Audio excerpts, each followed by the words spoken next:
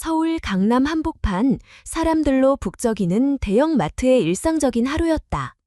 24살의 디자인 전공 졸업반 학생인 선지은은 학교 졸업 전시 준비로 필요한 재료와 간단한 식료품을 사기 위해 이곳에 왔다. 평소에도 계획적으로 움직이는 성격이라 장바구니 안에는 필요한 품목만 담겨 있었다. 결제대에서는 모든 물건이 영수증에 찍히는 것을 한 번 더 확인하고 계산을 마쳤다. 그저 빨리 집에 가서 준비를 이어가야 한다는 생각뿐이었다. 그런데 계산대에서 멀리 떨어지지 않은 곳에서 보안 요원들이 그녀를 둘러싸고 이름을 물었다. 이유도 설명하지 않은 채 관리 사무실로 오라는 말만 반복했다. 지은은 순간 당황했지만 대수롭지 않게 생각하려 했다. 혹시 계산이 잘못됐거나 바코드 인식에 문제가 있었을지도 모른다고 스스로를 달랬다. 그러나 보안 요원들의 표정은 단호했고 그들이 내뱉은 첫 번째 이유는 충격적이었다. 그녀가 가방 안에 계산하지 않은 껌 한 통을 넣었다는 것이었다. 지은은 영수증과 가방 안 물건들을 떠올렸다. 껌은 산 적이 없었다. 그저 계산 전 진열대에서 집어들었다가 마음에 들지 않아 다시 내려놓았던 기억만 있었다. 하지만 보안 요원들은 이미 확신에 찬 눈빛으로 그녀를 범인으로 단정짓고 있었다. 그들은 확인 절차라는 이름으로 가방을 열어보겠다고 했고 이미 누군가 껌을 발견했다고 주장했다. 지은은 이 모든 상황이 부당하다고 느꼈지만 당시 분위기 속에서 반박은 더 큰 의심을 불러올 것 같았다. 관리 사무실 문이 닫히자 그 안에는 2명의 보안 요원과 1명의 매니저가 있었다. 매니저는 먼저 영수증과 물품을 대조하겠다며 물건을 꺼냈다. 결과는 당연히 이상 없었지만 그들은 한 번 더 확인해야 한다며 같은 과정을 반복했다. 지은은 이미 2번이나 검사를 받은 상황이 불필요하게 길어진다고 생각했지만 매니저는 마지막으로 한 가지를 묻겠다고 했다. 가방 안에서 나온 껌은 어떻게 된 것이냐는 질문이었다. 지은은 떳떳하게 말했다. 결제하지 않았고 사려던 것도 아니며 잠시 들고 있다가 내려놓은 것이라고. 하지만 매니저는 고개를 저으며 단순한 실수라면 신분증을 제시하고 내부 기록을 남기면 끝날 일이라고 했다. 그 순간 지은은 이 상황이 단순한 오해가 아니라는 불길한 예감을 받았다. 그들의 태도에는 그녀의 설명을 들으려는 의지가 전혀 없었고 이미 결론을 내려놓은 상태였다. 껌이라는 사소한 물건이 전부가 아니라 무언가 다른 목적이 있는 듯했다.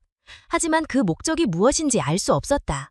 그녀는 명확하게 잘못이 없었기에 이 상황이 길어질수록 자신의 명예만 더럽혀질 거라는 생각이 들었다. 이 사건은 단순한 해프닝처럼 끝날 수도 있었지만 그날의 대처는 모든 것을 달라지게 만들었다. 매니저는 마지막까지 그녀의 주장을 받아들이지 않고 만약 우리가 틀렸다면 정식으로 사과하겠다라는 말을 남겼다. 그러나 지은에게 그것은 사과가 아니라 당신이 틀렸을 것이라는 전제하에서 던지는 가식적인 문장으로 들렸다. 명예와 자존심이 짓밟히는 순간 그녀의 머릿속에는 억울함과 분노가 뒤섞였다. 마트 직원들은 마치 규정과 절차를 지키는 것처럼 행동했지만 지은에게 그것은 단순한 방어 논리로만 보였다. 고객 한 사람의 목소리를 듣는 대신 그들은 매장 이미지와 내부 교율을 더 중요하게 여겼다. 그녀가 학생인지, 얼마나 억울한 상황인지, 이런 사건이 개인에게 어떤 상처를 남길지는 전혀 고려하지 않았다. 오히려 돈이 있는 사람도 훔칠 수 있다는 식의 뻔한 편견으로 그녀를 몰아놨다. 사건이 마무리되는 듯 보였을 때 지은은 매니저의 형식적인 말 한마디를 들었다. 이번에는 교육 차원에서 끝내겠다. 그 말은 곧 너는 잘못했지만 봐준다는 의미로 해석됐다. 그리고 그 순간 지은은 결심했다. 이 일은 결코 그냥 넘길 수 없다고. 그녀는 자신이 학생이라는 이유로, 젊은 여성이라는 이유로, 혹은 그들이 가진 권력 앞에서 쉽게 굴복할 거라고 착각하는 그 시선을 반드시 부숴야겠다고 마음먹었다. 집으로 돌아오는 길 그녀의 휴대전화에는 이미 몇 개의 메시지가 와 있었다. 지은들로부터 혹시 마트에서 무슨 일이 있었냐는 질문과 함께 마트 내부 직원이 SNS에 올린 글의 캡처가 전송됐다. 글에는 오늘 젊은 여자 손님이 껌 훔치다 걸림이라는 짧고 자극적인 문장이 올라와 있었다. 이름은 없었지만 시각과 장소, 상황이 정확히 맞아떨어졌다. 이대로 두면 곧 온라인 커뮤니티에 퍼지고 왜곡된 이야기로 변질될 것이 뻔했다. 지은은 숨을 고르며 한 사람의 얼굴을 떠올렸다. 어릴 적부터 자신을 지켜주던 엄마, 배유진이었다. 단순한 엄마가 아니라 사회부 기자로 수많은 사건과 불의에 맞서 싸워온 사람이었다. 지은은 전화를 걸어 모든 일을 설명했고 유진은 단 한마디로 답했다. 그냥 두지 마. 그 목소리 속에는 기자로서의 직업적 결단과 어머니로서의 보호 본능이 동시에 담겨 있었다. 그날 밤 유진은 관련 법률과 사례를 정리하며 지은이 겪은 부당함을 공식적으로 문제 삼을 준비를 했다. 그녀는 이미 알고 있었다. 대기업 마트의 보안 규정과 직원 교육 체계가 얼마나 허술한지, 그리고 고객을 범죄자로 몰아가면서도 책임을 회피하는 방식이 얼마나 익숙하게 반복되는지를. 이제 사건은 개인의 억울함을 넘어 사회적 문제로 확장될 준비가 되어 있었다. 그리고 지은은 직감했다.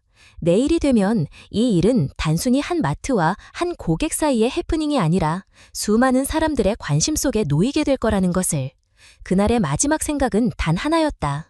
이제 그들의 방식이 아니라 나의 방식으로 이 판을 이끌어가겠다. 사건이 발생한 다음 날 아침, 서울 비즈니스 데일리 온라인판의 주요 기사 목록에 대형마트 고객 인권 침해 논란이라는 제목이 떠올랐다. 기자 이름은 배유진이었다. 기사는 구체적이었다. 나이, 직업, 고입 품목, 직원들의 대응 방식, 그리고 고객이 입은 정신적 피해까지 빠짐없이 담겨 있었다. 익명 처리된 내용이었지만 당사자와 주변인이라면 누구나 지은이라는 것을 알아챌 수 있었다. 기사가 나가자마자 댓글창과 SNS는 폭발했다. 껌 하나에 사람 인생을 망치네. 요즘도 이런 일이 있나? 마트 이름이 어딘지 알려달라. 등 분노와 호기심이 뒤섞인 반응이 줄을 이었다. 누군가는 실제 마트 이름과 지점 위치까지 적어 올렸고 곧 검색어 상위에 오르기 시작했다. 단순한 오해나 작은 사건이라고 치부했던 내부의 기대는 그 순간 산산조각이 났다. 마트 본사는 부랴부랴 긴급회의를 소집했다. 홍보팀은 사태를 축소하려 했고 법무팀은 법적 대응 가능성을 검토했다. 일부 임원은 공개 사과를 주장했지만 다수는 사실관계 확인 전 언급 자제라는 입장을 고수했다. 그리고 결정된 것은 세 가지 원칙이었다. 언론과의 접촉에서 어떤 경우에도 사실을 인정하지 않고 부인하지도 않으며 구체적인 코멘트를 피한다는 이른바 삼모 원칙이었다. 그러나 현장은 달랐다. 지점 직원들은 하루 종일 쏟아지는 전화와 항의로 업무가 마비됐다. 일부 단골 고객들은 며칠간 발길을 끊었고 주변 상인들 사이에서는 그 마트 이미지가 끝났다는 말까지 돌았다. 본사에서는 직원들에게 절대 개인적으로 인터뷰하지 말 것을 지시했고 일부는 휴가를 내거나 병가를 신청하며 자취를 감췄다. 이 와중에 또 다른 악재가 터졌다. 같은 그룹 계열사에서 판매하는 건강음료, 청생이 노인 사망과 연관이 있다는 제보가 보건당국에 접수된 것이다. 언론은 즉각 사건을 연결했다. 고객 인권 무시에 이어 제품 안전성 논란까지 두 가지 위기가 동시에 터진 셈이었다. 경쟁사는 이 기회를 놓치지 않았다. 더 안전한, 더 깨끗한이라는 슬로건을 내걸고 유사 제품을 대대적으로 홍보하며 시장 점유율을 잠식해 나갔다. 유진은 사태의 흐름을 예감하고 있었다. 그녀는 지은의 사건을 단순히 개인적 억울함으로 끝낼 생각이 없었다. 지난 취재 경력에서 본 수많은 사례처럼 이번에도 문제는 조직의 태도와 구조적 결함이라고 판단했다. 기사 작성 후에도 관련 자료를 모으고 과거 유사 사건과 비교하며 보도를 이어갈 준비를 했다. 지은은 엄마의 기사를 읽으며 복잡한 마음이 들었다. 한편으로는 통쾌했지만 한편으로는 사태가 걷잡을 수 없이 커지는 것에 대한 두려움도 있었다. 이제는 단순히 자신의 명예만이 아니라 거대한 조직과 맞서는 싸움이 되어버렸기 때문이다. 마트 측은 유진과 접촉하려 했다. 대외 협력 담당부장은 기자로서의 그녀와 고객의 보호자인 그녀 사이의 경계를 흔들어 상황을 무마하려 했다. 그러나 유진은 단호했다. 사실이 밝혀지기 전엔 어떤 비공식 접촉도 없다. 이 한마디로 모든 제안을 거절했다. 사건은 점점 더 많은 사람들의 입에 오르내렸다. 시민단체는 성명서를 내고 재발 방지를 촉구했으며 소비자 보호원에도 공식 민원이 접수됐다. 온라인 커뮤니티에서는 피해 경험을 공유하는 글들이 이어졌다. 나도 예전에 비슷한 일을 당했다는 증언이 늘어나면서 이 사건은 어느새 개인이 아닌 다수의 문제로 확장됐다. 본사 대표는 기자회견을 검토했으나 법률 자문단은 잘못을 인정하는 듯한 뉘앙스는 치명적이라며 강력히 반대했다. 대신 내부 문건에서는 직원 실수를 인정하고 해당 보안요원의 재교육을 명시했지만 대외적으로는 절차상 문제없음이라는 입장을 유지했다. 지은은 점점 더 많은 메시지를 받았다. 모르는 사람들로부터 응원과 지지를 받기도 했지만 일부는 그녀를 향해 괜히 일을 키운다는 비난을 하기도 했다. 그러나 그녀는 흔들리지 않았다. 이미 마음속으로 결심했기 때문이다. 이것은 단순히 껌 하나의 문제가 아니며 이대로 끝내면 같은 일이 반복될 것이 분명하다는 것을. 그 주 금요일 유진은 두 번째 기사를 게재했다. 이번에는 마트의 대응 과정을 집중적으로 다루며 내부 회의 내용과 익명의 직원 증언을 인용했다. 기사 말미에는 사과와 재발 방지책이 없다면 이번 사태는 장기화될 것이라는 문장을 덧붙였다. 그 문장은 곧 다음 주의 방향을 예고하는 신호탄이 됐다. 마트 본사 회의실에서는 긴장감이 감돌았다. 이미 브랜드 평판은 추락했고 주가에도 영향을 미치기 시작했다. 일부 주주는 이사회에 문제 제기를 했고 구조조정 이야기가 흘러나왔다. 그러나 결정적인 대응은 여전히 나오지 않았다. 각 부서는 책임을 회피했고 대표는 조용히 넘어가길 바라는 눈치였다. 그 사이 경쟁사는 공격적인 마케팅을 이어갔다. 지은 사건과 청색 논란을 은근히 언급하며 자사 제품이 더 믿을만하다는 이미지를 심었다.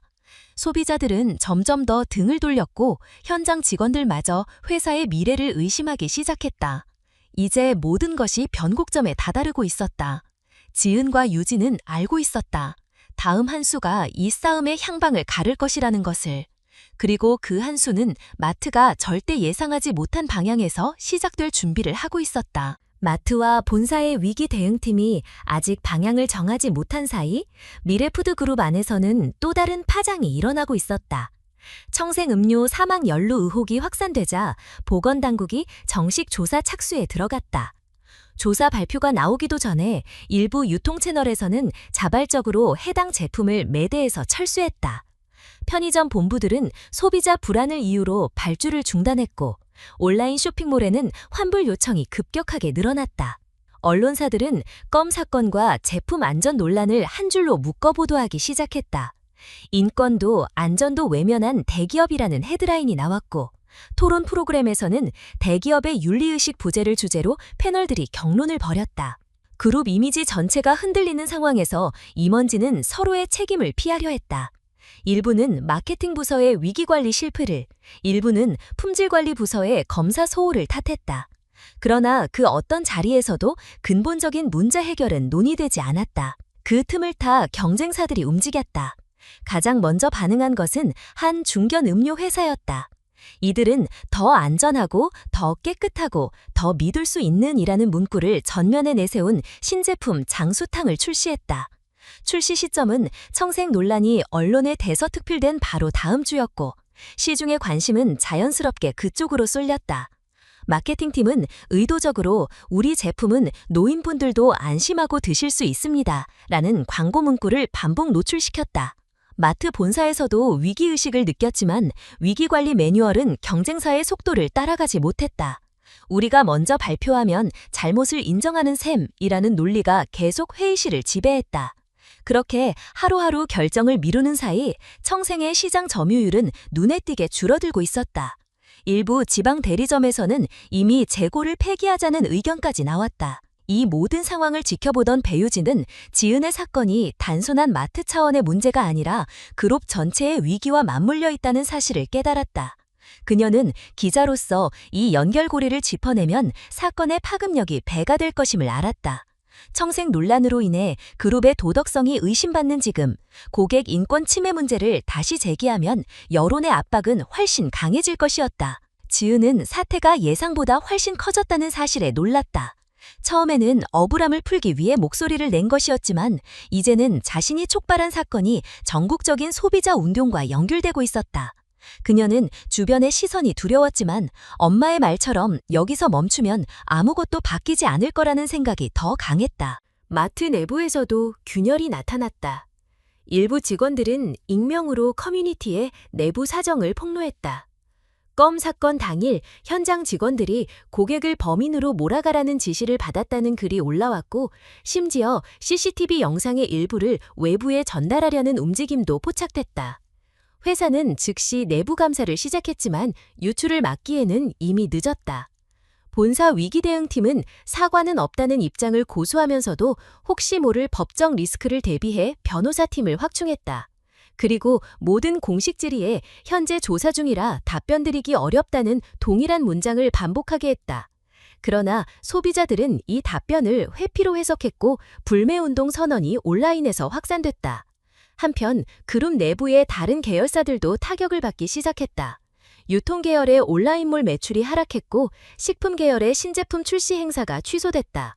광고주들은 계약 재검토를 요구했고 일부는 아예 캠페인을 중단했다. 사태는 더 이상 개별 사건으로 봉합될 수 없는 상태로 커졌다. 유진은 그날 밤 또 한 번 기사를 작성했다. 이번에는 단순한 사건 보도가 아니라 그룹 전반의 위기 구도를 분석하는 심층 기사였다. 소비자 신뢰가 무너지는 과정, 위기관리 부재, 그리고 반복되는 책임 회피 패턴까지 지난 몇 년간의 사례와 비교하며 조목조목 짚었다. 이 기사는 다음 날 아침 포털 메인에 올랐고 조회수는 몇 시간 만에 수십만을 넘어섰다. 지은은 기사 내용을 읽으며 상황이 단순히 자신과 엄마만의 싸움이 아님을 실감했다. 이미 수많은 소비자, 시민단체, 그리고 내부 직원들까지 목소리를 내고 있었고 이 흐름은 쉽게 꺾이지 않을 것 같았다. 하지만 동시에 이 거대한 흐름 속에서 자신이 감당해야 할 무게 또한 더욱 커지고 있었다. 그 시각 마트 본사 20층 회의실에서는 새로운 보고서가 올라오고 있었다. 내용은 간단했다. 청생 매출 전월 대비 42% 하락, 마트 매출 전년 대비 31% 하락, 그룹 이미지 지수 역대 최저치 기록. 보고서를 받은 대표는 잠시 말을 잇지 못했다. 그리고 결론 대신 또다시 시간을 벌자는 지시만 내렸다. 그러나 시간이 그들의 편이 되어줄 가능성은 이제 거의 사라지고 있었다. 미래푸드그룹이 위기 대응에 허덕이는 동안 내부에서는 믿기 힘든 소식이 터져나왔다. 본사 재무팀이 긴급 점검을 실시한 결과 운영자금 대부분이 단기간에 외부 계좌로 빠져나간 사실이 확인됐다. 송금 내역에는 부사장 박승준의 이름이 반복적으로 등장했고 그가 관리하던 비밀 계좌를 통해 수십억 원이 이동한 기록이 남아있었다. 더욱 충격적인 것은 이 자금 일부가 경쟁사로 의심되는 법인 계좌로 흘러들어간 정황이었다. 박승준은 그룹 내에서 오랜 경력을 쌓아온 인물로 위기 상황에서도 침착하게 문제를 처리하는 해결사라는 이미지가 강했다. 그러나 그 이면에는 오랫동안 숨겨져 있던 불만과 야망이 있었다. 그는 청생 사태가 터지기 전부터 그룹 내부 구조의 약점을 파악하고 있었고 이번 위기를 기회로 삼았다. 자금 유출뿐만 아니라 청생 제품의 핵심 제조 공장과 레시피 자료까지 외부로 반출한 것으로 드러났다. 사태를 인지한 경영진은 즉시 긴급 이사회를 열었지만 이미 박승준은 잠적한 상태였다. 그의 휴대전화는 꺼져 있었고 가족들과도 연락이 두절됐다. 출국 기록을 조회했으나 최근 출국 내역은 없었다. 내부 보안팀은 그가 국내 어딘가에 은신하며 법적 대응에 대비하고 있을 가능성이 높다고 보고 있었다. 자금이 빠져나간 직후부터 그룹은 현금 유동성 위기에 직면했다. 주요 거래처 결제일이 다가왔지만 지급할 현금이 부족했고 은행은 신용등급 하락을 이유로 대출 한도를 줄였다. 마트 현장에서는 이미 일부 공급사들이 물품 공급을 중단하거나 회수를 시작했다. 매대가 비어가는 속도는 빠르게 체감될 정도였다. 본사 인사팀은 공식적으로 박승준을 해임하고 법적 조치를 취하겠다고 발표했지만 직원들 사이에서는 이미 너무 늦었다는 체념이 퍼졌다. 몇몇 간부들은 사태의 확산을 막기 위해 언론 노출을 최소화하자고 주장했으나 내부 문건이 유출되면서 임원 횡령 기사가 주요 뉴스로 보도됐다. 경쟁사 쪽에서는 미묘한 변화가 감지됐다. 최근 출시한 장수탕이 예상보다 빠르게 시장을 장악하고 있었고 마케팅 자료에 미래푸드의 약점을 은근히 언급하는 내용이 포함됐다. 업계에서는 박승준이 경쟁사와 비밀리에 협력했을 것이라는 추측이 돌았다. 이는 소비자들 사이에서도 확산되며 그룹에 대한 신뢰를 더욱 무너뜨렸다. 지점 관리자들은 매일 본사에 물류 차질로 영업이 어렵다는 보고를 올렸고 일부 지역에서는 매장 폐점 준비에 들어갔다. 남아있는 물류마저 거래처들의 채권 압박으로 인해 정상적으로 배분되지 못했다. 직원들의 사기는 바닥을 쳤고 일부는 스스로 사직서를 제출했다. 이 모든 혼란 속에서도 위기관리 회의에서는 여전히 결론이 나지 않았다. 일부 이사들은 지금은 외부의 공격보다 내부의 붕괴가 더 심각하다는 의견을 냈지만 대표는 시간이 지나면 자연스럽게 수습될 것이라는 낙관적인 전망을 고수했다. 그러나 현실은 그 반대였다. 매출 감소, 공급망 붕괴, 브랜드 이미지 추락, 내부 인재 유출이 동시에 진행되고 있었다. 배우진은 박승돈 횡령 사건이 공개되자마자 이 내용을 취재했다. 그녀는 이를 단순한 범죄 사건이 아니라 기업 문화와 구조적 부패의 결과로 바라봤다. 청생 안전성 논란, 고객 인권 침해, 내부 비리까지 이어지는 흐름을 하나의 서사로 묶어내면 여론은 더 이상 그룹의 변명에 귀 기울이지 않을 것임을 알고 있었다. 지은은 사태가 걷잡을 수 없이 커지는 것을 지켜보며 자신의 작은 사건이 거대한 구조의 균열을 드러내는 계기가 되었음을 깨달았다. 그러나 그 깨달음이 주는 무게는 결코 가볍지 않았다. 이제 싸움은 개인의 명예회복을 넘어 거대한 조직의 몰락과 직결되는 문제로 변하고 있었다. 그룹 내에서는 마지막 희망처럼 구조조정 시나리오가 검토되기 시작했다. 그러나 그 시나리오 속에서 살아남는 매장은 손에 꼽을 정도였고 대다수 지점은 문을 닫아야 했다. 남은 임원진은 박승준의 행방을 찾는 동시에 회생 불가능하다는 결론이 나면 청산 절차를 서둘러야 한다는 현실적인 고민에 빠졌다. 그리고 그 순간 누군가는 속삭였다. 이제 남은 건 무너지는 순서뿐이다. 김민호 대표는 더 이상 시간을 끌 수 없다는 사실을 인정했다. 하루가 다르게 늘어나는 거래처의 독촉, 현금 흐름이 완전히 끊긴 상태, 매장 곳곳에서 전해지는 폐점 준비 보고까지 모든 신호가 회사의 종말을 가리키고 있었다. 그는 이사회를 열어 결정을 내렸다. 미래푸드 소속 마트 사업부를 전면 철수하고 남아있는 자산을 정리해 직원들에게 퇴직금과 미지급 급여를 우선 지급하기로 한 것이다. 이 결정은 내부적으로는 예상된 수순이었지만 공식 발표 순간 직원들의 표정은 무거웠다. 특히 현장에서 오랜 기간 일해온 직원들은 분노와 허탈함을 숨기지 못했다. 그러나 김민호는 단호했다. 회사가 더 이상 버틸 여력이 없으며 최소한의 명예를 지키려면 지금 정리하는 것이 마지막 선택이라고 했다. 그는 자신의 이름으로 소유하고 있던 강남의 고급 아파트와 가족 차량 2대를 매물로 내놓았다. 매각 대금은 전액 마트 사업 청산 비용으로 쓰기로 했다. 이 소식은 내부 게시판에 공유되었고 일부 직원들은 대표가 개인 재산을 처분해 회사 빚을 갚는다는 사실에 놀랐다. 그러나 현실은 냉정했다. 아무리 개인이 희생하더라도 이미 무너진 거래 신뢰와 공급망은 회복되지 않았다. 청산 절차가 시작되자 남은 거래처와의 협상도 동시에 진행됐다. 일부 거래처는 남은 재고라도 회수하겠다며 조건 없는 회수를 진행했고 일부는 손실을 줄이기 위해 마지막까지 납품 대금을 요구했다. 김민호는 최대한 부드럽게 협상을 이끌었지만 모든 채무를 다 갚을 수는 없었다. 결국 일부 채권자는 법적 절차를 예고했다. 직원들의 퇴직금 지급은 청산 작업에서 가장 중요한 우선순위였다. 재무팀은 매일 계산기를 두드리며 남은 자산과 퇴직금 총액을 맞췄다. 일부 직원들은 이미 다른 일자리를 구해 떠났지만 끝까지 남아 정리 작업을 돕는 이들도 있었다. 그들에게 김민호는 감사 인사를 전하며 이 빚은 언젠가 꼭 갚겠다는 약속을 남겼다. 언론은 이번 결정을 사실상 파산으로 규정했다. 주요 경제지와 방송 뉴스에서는 미래푸드마트 철수 소식을 상세히 보도했고 그 과정에서 껌 사건과 청생 논란, 임원 횡령까지 한 번에 나열하며 사건의 전개를 재구성했다. 소비자들은 일련의 사태를 보며 한 기업이 몰락하는 과정을 실시간으로 목격했다는 반응을 보였다. 김민호는 남은 임원들과 함께 본사 집기를 정리했다. 회의실에 놓인 서류들은 폐기하거나 보관 처리되었고 컴퓨터와 서버 데이터는 법률 자문에 따라 안전하게 삭제되었다. 청산 보고서에는 회사가 실패한 이유가 항목별로 기록되었지만 누구도 그 내용을 외부에 공개할 생각은 없었다. 공개되는 순간 남아있는 브랜드 가치마저 사라질 것이 분명했기 때문이다.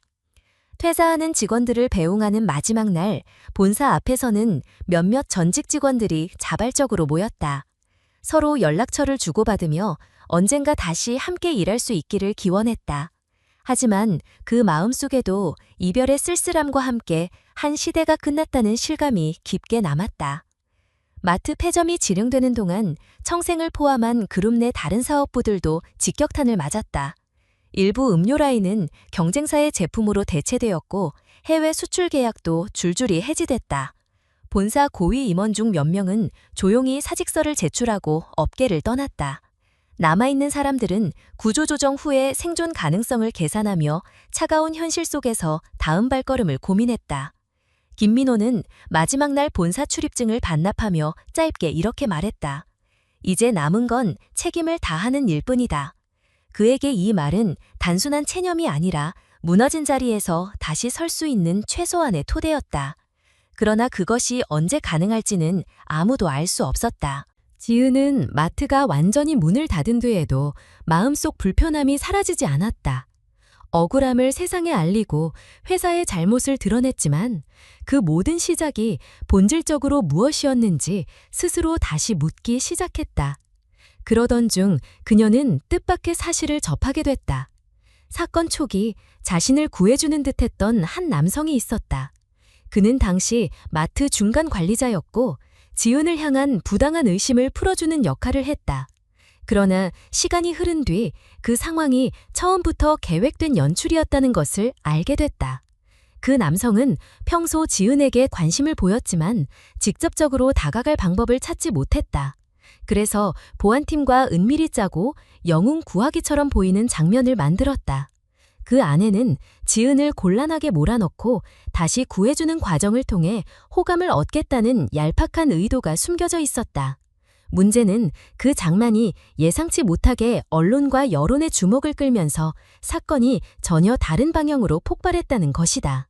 지은은 진실을 들었을 때 충격과 배신감을 동시에 느꼈다. 자신이 싸우고 있다고 믿었던 전선의 뒤에서 누군가는 자기 이익을 위해 불필요한 불을 붙였다는 사실이 분노를 더했다. 그녀는 이 일을 숨길 수도 있었지만 결국 선택은 하나였다. 진실을 말하는 것. 어떤 관계든 어떤 조직이든 거짓 위에 세워진다면 오래가지 못한다는 것을 이미 이번 사건에서 충분히 봤기 때문이다. 그녀는 가까운 지인들과 변호사에게 이 사실을 알렸다. 변호사는 공개 여부에 신중해야 한다고 조언했지만 지은은 이미 결심이 굳어 있었다. 이를 덮는 순간 앞으로 자신이 옳다고 주장하는 모든 말의 신뢰가 무너질 거라는 생각이 들었다. 언론 인터뷰에서 그녀는 계획된 연출과 그 배경을 밝히며 억울함을 증명하는 과정조차 누군가의 계산에 이용될 수 있다는 메시지를 전했다. 배유진은 딸의 결정을 존중했다. 기자로서 그리고 어머니로서 진실을 밝히는 것이 가져올 파장을 잘 알고 있었지만 숨기는 선택이 더 위험하다는 점에서도 동의했다. 유진은 후속 보도를 통해 이 연출이 어떻게 조직 내부의 구조적 문제와 맞물려 폭발했는지 분석했다. 사건의 본질이 단순한 해프닝이 아닌 권력과 관계의 불균형에서 비롯됐음을 짚어냈다. 대중의 반응은 복합적이었다. 일부는 지은의 용기에 박수를 보냈고 일부는 왜 이제 와서 밝히느냐고 의문을 제기했다. 하지만 전체적으로는 끝까지 진실을 말한 사람이라는 인식이 강하게 남았다. 이번 폭로로 인해 마트 사태를 둘러싼 이야기 구조는 다시 한번 재편됐다. 단순히 대기업과 소비자의 갈등이 아니라 내부의 사소한 욕망과 무책임한 행동이 어떻게 재앙을 키웠는지가 드러난 것이다. 남성 당사자는 폭로 직후 연락을 끊고 잠적했다. 그는 개인 SNS 계정을 폐쇄했고 주변에도 입을 다물었다. 일부 지인들은 그가 처음엔 가벼운 장난으로 생각했을지 몰라도 결국 그 장난이 한 회사와 수많은 사람들의 생계를 무너뜨린 도화선이 됐다는 사실을 인정해야 한다고 말했다. 지은은 폭로 이후 한동안 언론과의 접촉을 줄였다. 그녀는 사건을 통해 명확히 깨달았다. 세상에는 단순한 선과 악만 있는 것이 아니며 때로는 선처럼 보이는 행동이 가장 깊은 상처를 남길 수 있다는 것을. 하지만 동시에 아무리 복잡한 상황이라도 사실을 드러내는 것만이 앞으로 나아갈 유일한 방법이라는 것도 배웠다. 시간이 지나면서 이 사건은 언론과 사회에서 점차 다른 뉴스에 묻혔다. 그러나 지은의 이름은 여전히 온라인 기록과 사람들의 기억 속에 남아 있었다. 그녀는 이것이 끝이 아니라는 것을 알았다. 모든 것이 무너졌다고 해도 거짓을 드러내고 진실을 지키는 선택은 언젠가 새로운 시작의 기반이 될 수 있다는 믿음을 품고 있었다. 지은의 동생 지호는 그드망 대학 생활을 포기한 채 하루하루를 흘려보내고 있었다. 그는 입학 초기부터 학교와 잘 맞지 않는다는 생각을 했고 결국 중도의 휴학을 선택했다. 가족과의 대화에서도 대학 졸업장이 없어도 살 수 있다는 말을 반복했고 어머니와 지은은 그런 태도를 안타깝게 지켜봤다. 그러나 이번 사건이 끝난 뒤 그는 마음 한구석에서 서서히 변화를 느끼기 시작했다. 누나가 겪은 일은 단순한 불운이 아니었다. 억울함을 풀기 위해 싸우고 거짓과 마주하면서도 물러서지 않는 모습을 격해서 지켜본 그는 그 과정이 얼마나 힘들고도 무거운 것인지 알게 됐다. 특히 모든 것이 끝난 후에도 누나가 진실을 밝히기 위해 또 다른 위험을 감수하는 모습을 보며 그는 자신이 도망치듯 외면해온 현실을 떠올렸다. 지호는 처음으로 스스로에게 질문했다. 나는 지금 무엇을 위해 살고 있는가? 대답은 쉽게 나오지 않았다. 하지만 분명한 것은 누나처럼 부당함 앞에서 당당히 맞설 수 있는 사람이 되고 싶다는 마음이 생겼다는 것이었다. 그는 그 출발이 반드시 대학 졸업장이어야 한다고 생각하진 않았지만 최소한 한 번은 끝까지 해내는 경험이 필요하다고 느꼈다. 며칠 동안 고민하던 그는 결국 어머니와 누나에게 대학 복학 의사를 전했다. 놀란 표정과 함께 돌아온 것은 지은의 짧은 한마디였다. 결심했으면 끝까지 해. 그 말 속에는 단순한 격려가 아니라 자신이 겪은 모든 경험에서 우러나온 무게가 담겨 있었다. 지호는 그 순간 결정을 번복하지 않겠다고 마음속으로 다짐했다. 복학 절차를 밟는 동안 그는 주변 친구들과의 관계도 다시 정리했다. 그동안 같은 상황에서 서로의 무기력을 위안 삼던 친구들과는 자연스럽게 거리가 생겼다. 대신 자신보다 한 발 앞서 목표를 향해 달려가는 사람들과 시간을 보내기 시작했다. 이 변화는 작지만 확실하게 그의 생활 패턴을 바꾸었다. 지호는 스스로에게 약속했다. 학점이나 성적에 집착하기보다 배움의 과정을 통해 자신이 무엇을 할 수 있는 사람인지 확인하겠다고. 그는 전공 과목 외에도 사회 문제와 법률 관련 교양 수업을 들을 계획을 세웠다. 누나의 사건을 통해 배운 것은 세상은 불공정함으로 가득하지만 최소한 그 구조를 이해하는 것이 대응의 첫걸음이라는 사실이었다. 이 소식은 지은에게도 큰 의미였다. 사건 이후 몸과 마음이 지쳐있던 그녀에게 동생의 결심은 하나의 위로이자 작은 승리처럼 느껴졌다. 자신의 싸움이 누군가에게 변화를 일으켰다는 사실은 모든 고생을 조금이나마 가치 있게 만들었다. 시간이 흘러 지호는 학교로 돌아갔다.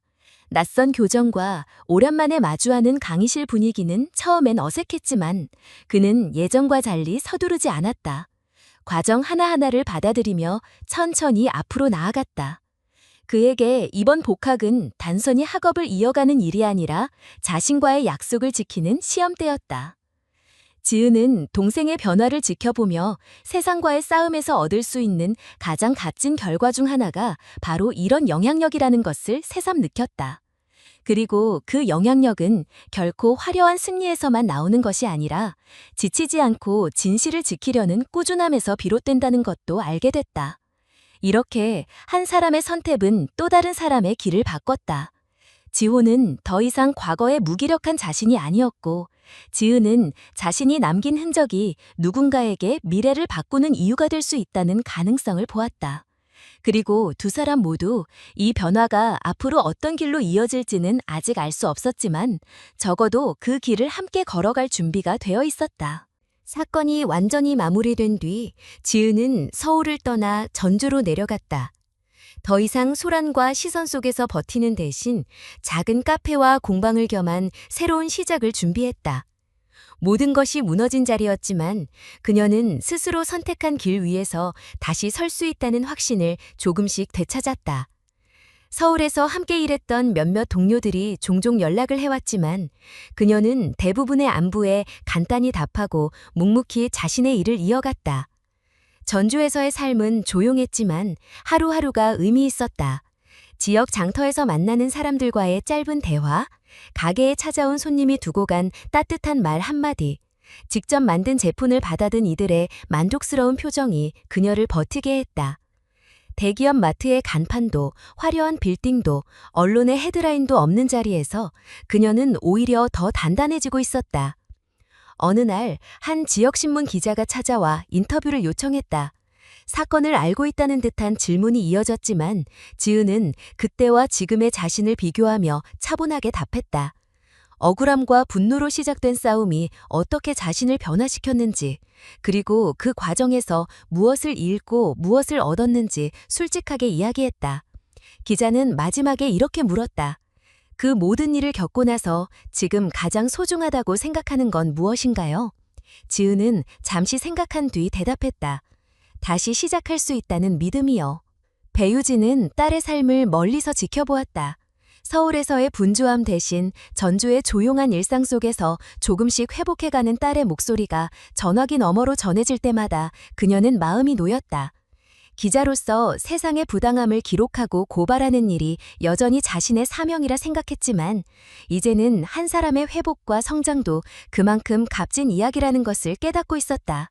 지호는 대학 생활에 적응해가며 누나가 남긴 말을 곱씹었다. 끝까지 해내라는 그 한마디는 과제와 시험 그리고 인간관계 속에서 흔들릴 때마다 방향을 잡아주는 나침반이 되었다. 그는 언젠가 누나와 함께 새로운 일을 시작하겠다는 생각을 품었지만 지금은 자신의 길을 완성하는 데 집중하고 있었다. 시간은 흘렀고 사람들의 기억 속에서 사건의 구체적인 디테일은 점차 희미해졌다. 그러나 그 속에서 살아남은 이들의 선택과 변화는 사라지지 않았다. 지은은 더 이상 과거를 붙잡지 않았다. 대신 그 경험을 토대로 주변 사람들과 더 깊이 연결되고 작은 공동체 속에서 신뢰를 쌓아갔다. 그녀는 이제 싸움으로 자신을 증명하는 것이 아니라 매일의 삶 속에서 증명하고 있었다. 가끔은 사건 당시를 떠올리며 복잡한 감정이 밀려왔지만 그럴 때마다 그녀는 스스로에게 말했다. 그 일이 있었기에 지금의 내가 있다. 상처는 여전히 남아있었지만 그것은 더 이상 짐이 아니라 방향을 알려주는 표식이 되었다. 마지막으로 그녀는 일기장에 이렇게 적었다. 사람은 무너질 수 있다. 그러나 무너진 자리에서 무엇을 다시 세울지는 선택할 수 있다. 그 선택이 결국 나를 만들고 나를 지키며 나를 살아있게 한다. 그리고 그 문장을 덮으며 지은은 내일도 변함없이 가게 문을 열 준비를 했다. 이제 그녀에게 중요한 건 과거가 아니라 오늘을 살아내는 용기와 내일을 맞이할 마음이었다. 오늘 제 이야기에 관심을 가지고 끝까지 들어주신 모든 분들께 진심으로 감사드립니다.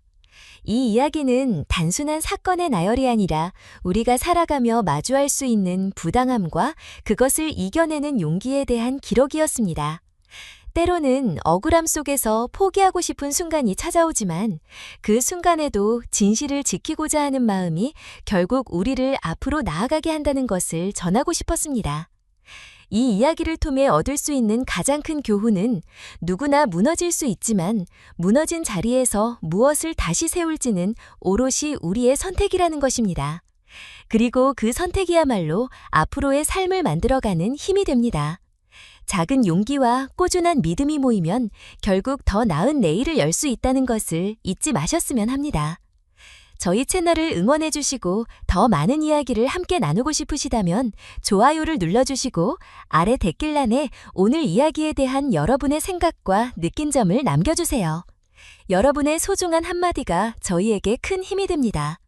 그리고 채널을 구독해주시면 앞으로도 다양한 이야기와 의미 있는 메시지를 계속 전해드리겠습니다.